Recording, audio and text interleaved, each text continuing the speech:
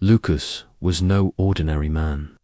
From a young age, he dedicated himself to medicine with discipline and precision. His world was made up of formulas, diagnoses, and methodical procedures. Between ground herbs and Greek writings, he sought to understand human pain. Nothing in his practice left room for the improbable, but something illogical began to disturb his mind. At the fairs and on the dirt roads, strange stories began to circulate. They spoke of a different man. They said he made the blind see, that he healed the untouchables, that he raised the dead. Lucas, accustomed to science, saw these stories as baseless. Were they superstitions or popular exaggerations? Even so, there was something that disturbed him. It wasn't just the content of the stories, but the faith with which they were told. There was something there that neither scalpels nor infusions could offer: hope. And this hope touched Lucas's heart more than he cared to admit. The impossible seemed to leave real marks on people's lives. At the end of each consultation, he carried with him questions that wouldn't go away. What if it was all really true? In the dim light of an evening, as he reviewed his notes, he felt something different. An inner restlessness, a calling. He wasn't of the Jewish faith, but something was drawing him strongly. A name began to pulsate within him: Jesus. He decided to investigate, not out of simple curiosity, but because his heart sought answers that science could not offer.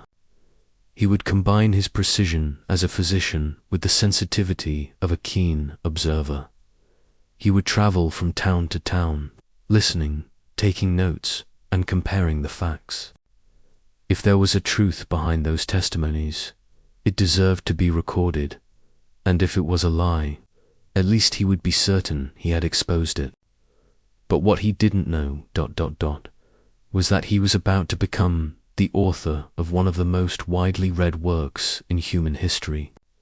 The first step on a journey that would forever change not only Luke's life, but the faith of millions throughout the centuries. The following weeks were marked by silence and listening. Lucas traveled dusty roads, listening to stories that seemed to come from another world. Simple people claimed to have seen miracles, parables, healings, words that set hearts on fire. Lucas didn't rule anything out. He wrote down names, cities, dates. He was a doctor, yes, but now he was also a researcher of faith. With each statement, something formed in his mind. There was coherence in the words, sincerity in the eyes. One day, in a forgotten village, he heard a new name: Paul, a tireless preacher, a man who had once been a persecutor. They said he was now proclaiming the same Jesus he had once fought against. Lucas couldn't resist his curiosity. He needed to see him with his own eyes. Paulo was injured. He had scratches on his arm and a tired look in his eyes, but there was a firm peace in his expression. Without hesitation, Lucas knelt down and tended to his wounds. It was a doctor's instinct, but something else was driving him. They see us as troublemakers, Paulo said, but we just want peace and redemption. Lucas felt a tightness in his chest. Curious, he asked, is it true that you persecuted Jesus' followers? How did you change so radically? With his eyes shining, Paul recounted, there was a light, bright as noonday, a voice, and scales fell from my eyes. Since then, nothing has been the same. The same Jesus I persecuted called me by name. Lucas was speechless. It was as if he could touch the conviction in that gaze, a certainty that no amount of pain could erase. They told stories for hours. Lucas revealed his purpose: to record, understand, prove, or disprove. Paulo listened, and then, with a half smile, he extended the invitation that would change everything. Travel with me. See for yourself. Write what your eyes see. Lucas hesitated. He had commitments, patience, but something inside him told him that this calling was greater than his routines. That night, he packed his belongings with trembling hands. He was carrying more than just objects. He was carrying a new purpose. For the first time, I was leaving not as a doctor, but as a witness to the extraordinary. And so began the mission that would unite the precision of a scientist ... with the living faith of someone who decides to believe even without understanding everything. Just as the sun rose, Luke and Paul left that city with light steps and hearts full of expectation. The journey was long. Everywhere they went, they encountered different voices, distinct accents, and stories that defied reason. Lucas listened. He took notes. He observed every look, every reaction, every sign of faith that broke down cultural barriers. In a small village, I learned of a man named Paul who preached Christ even in marketplaces, but reports now spoke of persecution. Stoned, imprisoned, expelled. Paul didn't stop. Luke saw in that man a strength that no prison could contain. One night they arrived in a city where rumors of repression were constant. Guards patrolled the streets. The looks on their faces were suspicious. Even so, Paul took Luke to a secret meeting of Christians. In a simple house, about 30 people read and prayed in whispers. There, in that simplicity, faith was alive. It wasn't based on speeches, but on acts of love. There, in that simplicity, faith was alive. It wasn't based on speeches, but on acts of love. Lucas understood that there was something there that no medicine could explain. It was healing, but it was also comfort. As they left the house, they were intercepted by guards. Under questioning, Paulo remained calm. "We do not promote rebellion," said Paulo. "We only speak of a master who healed with compassion." Without proof, the guards let them go. Lucas, despite the shock, was surprised by the peace he felt. That night, as Lucas reread his notes, he realized something. He couldn't let go. He was in too deep. Paul was also hesitant to leave. Many local Christians were still fragile and needed support. They spoke with local leaders who pleaded, "Stay. There is still faith to be strengthened." Lucas hesitated. He was afraid, but deep down he knew his place was there among the persecuted ... among those who believed. They decided to stay. Lucas would continue caring and writing because the world needed to know these stories. Even though they lived under threat, the Christians of that city met discreetly, and Luke began attending each meeting, observing and taking notes. He saw children learning about God's love and families sharing what little they had with strangers. Luke wrote everything: how they prayed, how they strengthened themselves, how they faced fear with faith. Paul, in turn, counseled the weary. He repeated with conviction, "The Spirit strengthens those who remain steadfast." For Lucas, it was a contrast. Medicine treated the physical, but there, the invisible was also restored. One day, they learned that guards were searching for Christian meetings. The risk of arrest increased. Even so, they decided to continue, because stopping would be like denying their own calling. On one of the most tense nights, a local elder fell seriously ill. Timothy rushed to the inn to call them. Lucas followed him urgently. Arriving at the house, he found the old man breathing heavily. His fever was high, his lungs were wheezing. With limited resources, Lucas did what he could. He advised keeping the room clean, the head cool, and the air circulating. It was medicine. combined with faith. Meanwhile, around the house, others prayed. Some cried out softly, others just wept. Lucas saw everything and was moved. It was as if compassion flowed through every corner of that community. That night, he recorded everything on his parchment: the case, the symptoms, the reaction, and, most importantly, the love surrounding it. For him, it needed to be told. It was a living faith, not limited to theory. It was practical. Paul said, "Our words must be in harmony with our actions. Only then will the gospel become visible." In the morning, they returned to the old man's house. His expression had changed, still fragile, but with traces of hope.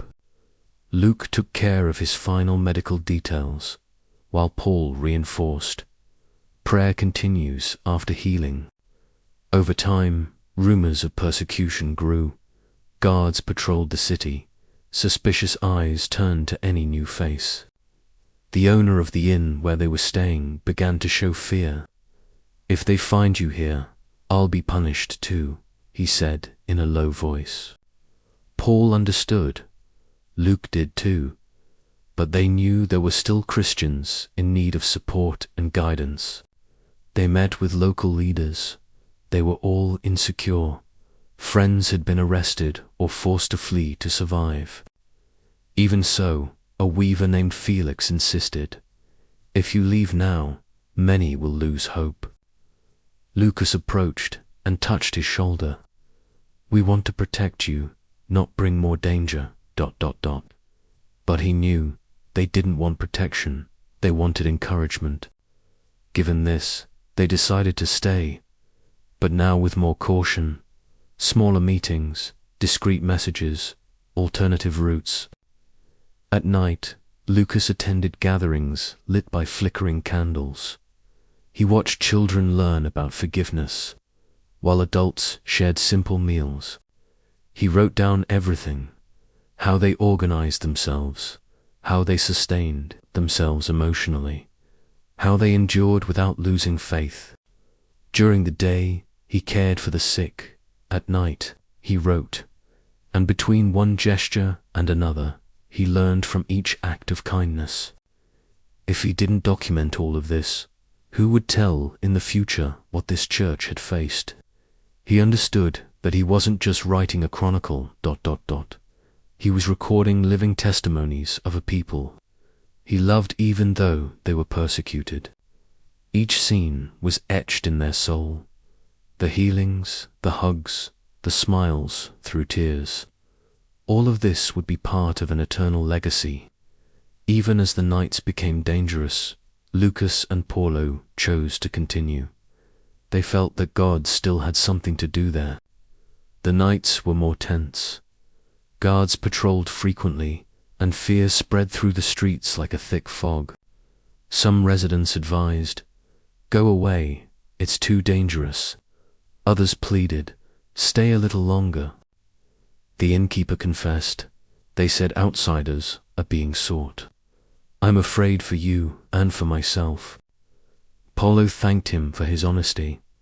Lucas, though with a heavy heart, understood the risk they were all running. They had to decide: stay longer and strengthen the community's faith, or leave to save lives. They decided to organize one last meeting, a farewell that would also be a sending off. At dawn, they learned the sick old man was getting better. The prayers and care had been effective. This renewed the community's strength. It showed that God was present, even in the midst of oppression. That night, Lucas and Paulo slipped out discreetly. Guards patrolled the streets. Any slip-up could be costly. They went to the backyard of a craftsman's house. There, about 30 people waited in silence. Paul spoke in a firm but low voice. "The time is short, but the love of Christ remains among you." Lucas watched each face, eyes marked by fear, but full of courage. At the end of the meeting, many approached Lucas. "Thank you for your care, Doctor." He smiled and said, "I just did what Jesus taught." As they left, the silence was profound. Paul and Luke walked side by side, knowing that the seed would continue to grow. Lucas reflected, "Will I have time to record everything?" But deep down, he knew, ... what he experienced was already imprinted on his soul. Before leaving, they spoke with Christians in the city. Some were still afraid. Others asked to stay just one more night. Paulo mused, "They need to learn to walk alone." Lucas agreed, his heart heavy. The next day, they packed up their few belongings. They would leave at dusk. But they would leave something eternal. There, the living memory that love is stronger than fear. The sun hadn't even risen yet when Luke and Paul began to get ready. The streets were silent. It was time to leave.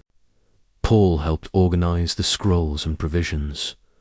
Luke carefully rolled each record with reverence. Along the way, they crossed the last alleys with firm steps. Lucas carried more than instruments. He carried stories that needed to be told. Reaching the main road, dust rose in the wind, but inside all was peace. The mission continued. The day of departure arrived with the sky tinged orange. The silence spoke louder than words. Lucas knew he was leaving behind a family born in pain. The inn's matriarch prepared fresh bread and fruit. It was her way of saying, "Thank you, come back alive." Lucas bowed in silent reverence. He kept the scrolls with great care. There were imprinted the smiles, the tears, the miracles, and the faith of a persecuted but steadfast people. Micah led them to the port. On the streets, every step felt like a farewell. Some Christians followed them from a distance, in silence. On the dock, ships rocked in the salty wind, among the nets and boxes. A small circle of brothers formed for their final goodbyes. "There are also those on the other side who need it," Micah said. Paul nodded. Lucas clutched the bag tightly to his chest. As he walked up the ramp, Lucas turned around one last time. He wanted to remember every face, the people, the faith, the smell of bread, the mingled pain and hope. Paulo placed his hand on his shoulder. "What we take, no one can take away from us."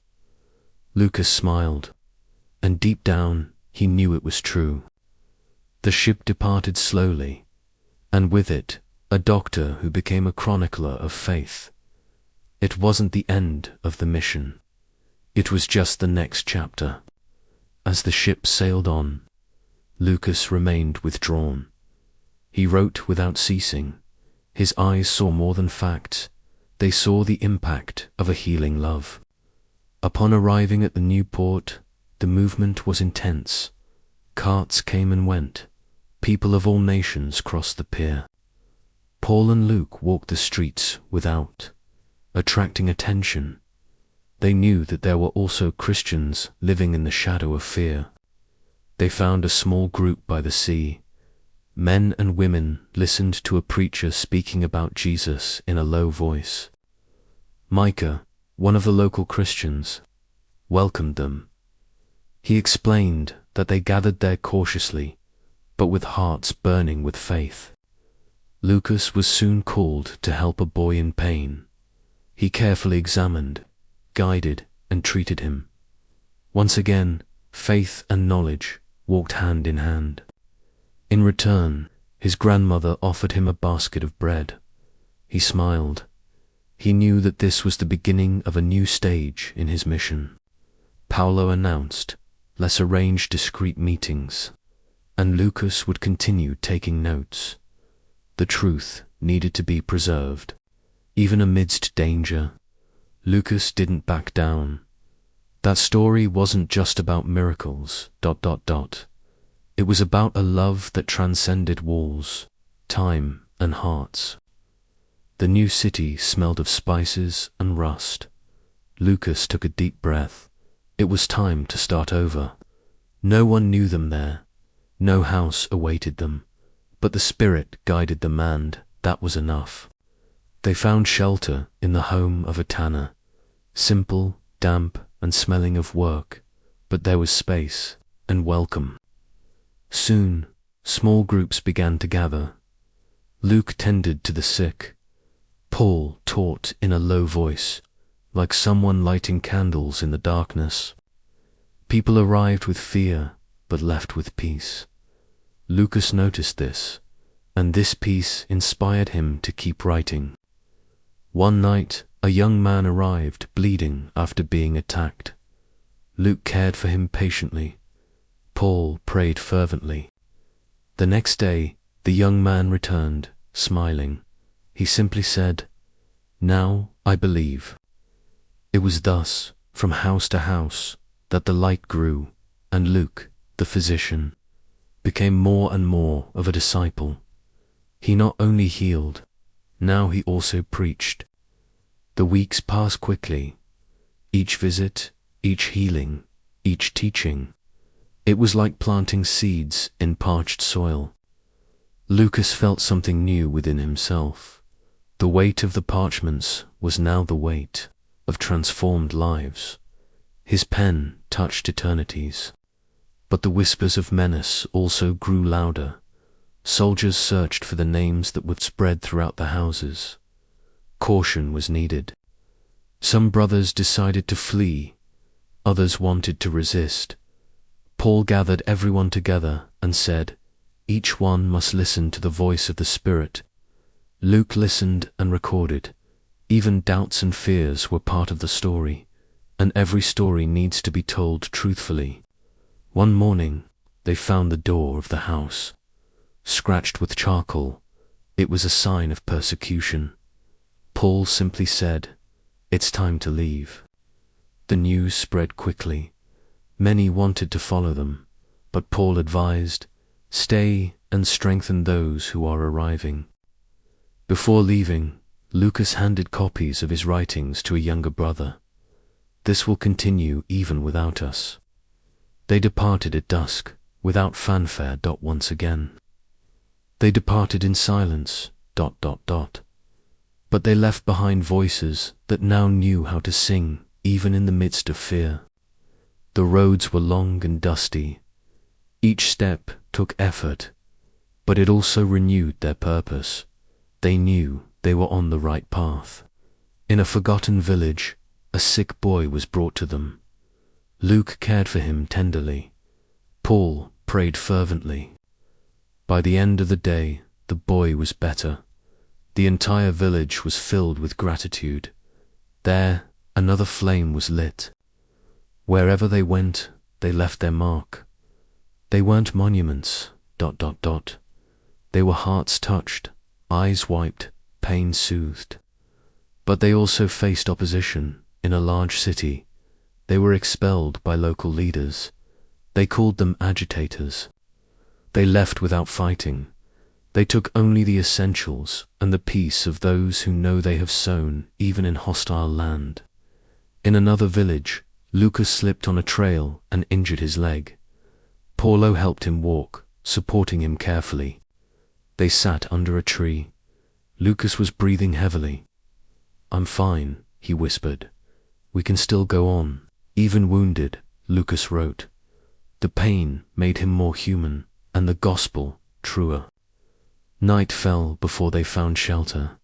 They slept outside, with the sound of crickets and the sky dotted with stars. Lucas gazed at the constellations and whispered prayers. It was in the silences that God spoke to him most. In the early morning, footsteps approached. A young shepherd found them and offered help. He had heard about them. Taken to his home, they were greeted with warm bread and olive oil. "My mother prays for men like you," he said. Lucas tended to the family's sick flock. Paul read aloud excerpts from the letters he carried. That night, the house was filled with hope. It was small, but there was an invisible altar built in every heart. At dawn, their mother gave them a new cloak and some bread to take with them.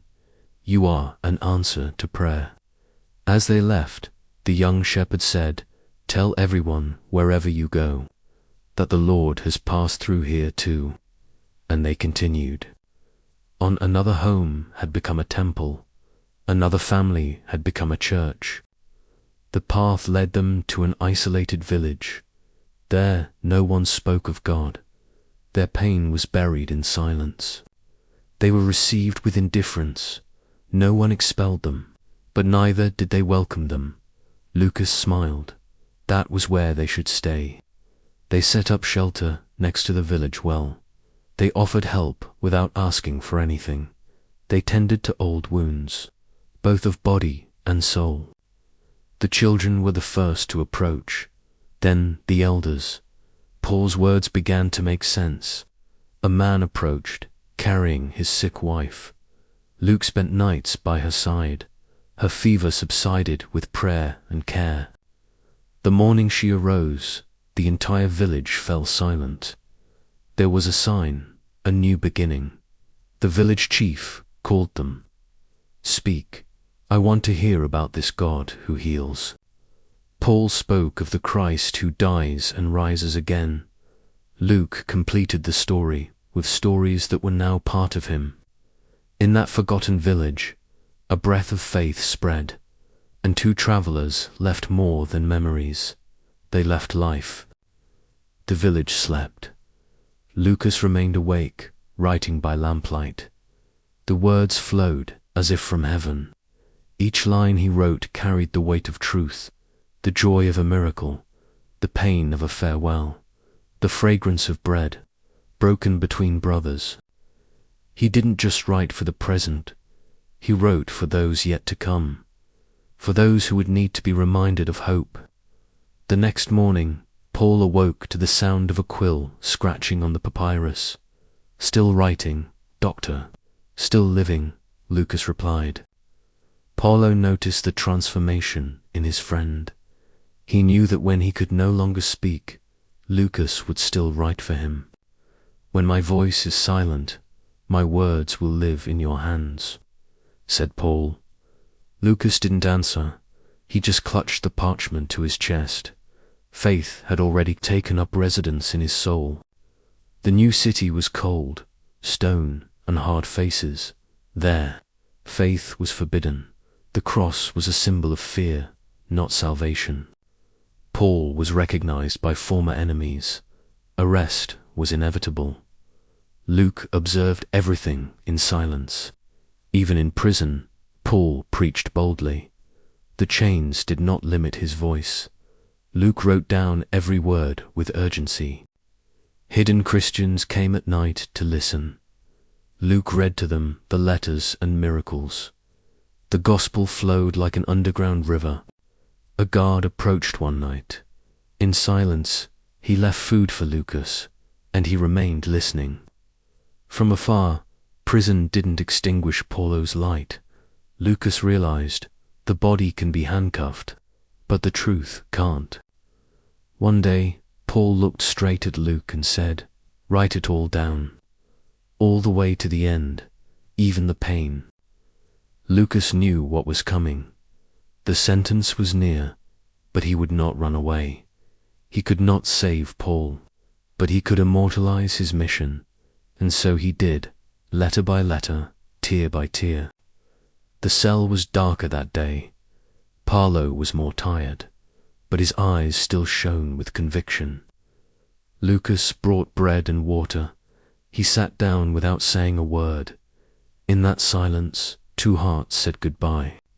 Paul said hoarsely, "I have fought the good fight." And he smiled ... as if he could see beyond the walls. That night the sky was clear. Luke stood outside, gazing at the stars, praying ... WRITING, crying. In the morning, all was silent. The cell was empty. The apostle had left. Luke fell to his knees, and with a trembling hand, he wrote, "He has gone to be with Christ." He didn't scream, he didn't rebel, he simply promised, I will tell you everything he experienced until his last day. Lucas didn't just carry writings, he carried the heart of a man who lived to proclaim the truth. And so, when Paul's voice fell silent, his message took flight in the hands of the physician who would become a messenger. Luke walked alone now, but he had never been so full of presence. Paul walked with him in every written word. He visited communities silently, he read the scrolls, he told stories and heard confessions. Luke walked alone now, but he had never been so full of presence. Paul walked with him in every written word. He visited communities silently, he read the scrolls, he told stories and heard confessions. A boy once asked him, "Did you know Jesus?" He smiled and replied, "Not with your eyes, but with your heart." And there, in that simplicity, he saw the meaning of it all. What had begun as questions, was now a testimony. He no longer sought signs now. He was the one leaving traces wherever he went. Over time, his hair turned white, but his pen remained firm. The fire of memory never went out, because he didn't write about stories, He wrote about real life, and life, when it touches the sky, becomes eternal. Time passed like a serene river. Lucas collected his writings, now aged, but as vivid as ever. He organized everything meticulously, every story, every miracle, every tear. Everything had a place in divine memory. He was no longer young, but he carried the urgency of someone who knows that human time is short, and the word eternal. He knew he would not see the fruits of everything he wrote, but he also knew invisible seeds grow even in silence. He sent copies to his brothers in various cities. Some read them in secret, others read them in the open square. Each letter was like a live coal, and even centuries later, it would still set hearts ablaze. Luke didn't want applause. He wanted fidelity. He didn't want fame. He wanted Christ to be remembered. His writings crossed deserts, oceans, and empires, not by force, but by love. In a distant community, they read his story for the first time. Silence fell. Then tears. There, they understood that Jesus was not just a memory. He was a living presence, described by someone who truly loved. Luke's words healed. They taught. And they rekindled the fire in those who thought about giving up. In a Roman village, a girl heard about the Good Samaritan and decided to share her bread with a stranger. In another region, a Roman soldier heard about the crucified Christ, and for the first time he wept. These stories crossed continents, without swords, without armies, only with faith. And Lucas, he no longer needed to be present. His work lived through him. He had fulfilled his mission. He turned paper into a pulpit, pain into a message, silence into faith. And so, the doctor who once sought answers, became part of the answer the world so desperately needed. Lucas knew that one day his name would be forgotten, but he didn't care. He just wanted them to remember Christ.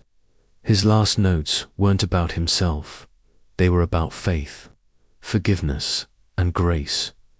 They were about a kingdom without walls. The wind blew hard that afternoon. Lucas looked at the sky one last time, and smiled as if he saw the invisible there at the end of the journey. He understood every step, every pain, every healing, led to him. The doctor departed in peace, but he left a light that would never be extinguished, a legacy of faith in the form of words. And with each reading of his gospel, with each heart touched, Luke comes alive, Christ is proclaimed. If you know Jesus today, it's because a doctor decided to listen, follow, and write. Luke left, but the promise remained. Because written faith, is living faith. It's faith that speaks. If you've made it this far, it wasn't by chance. God uses stories to touch weary souls. Pray, live, share, because the world needs your light.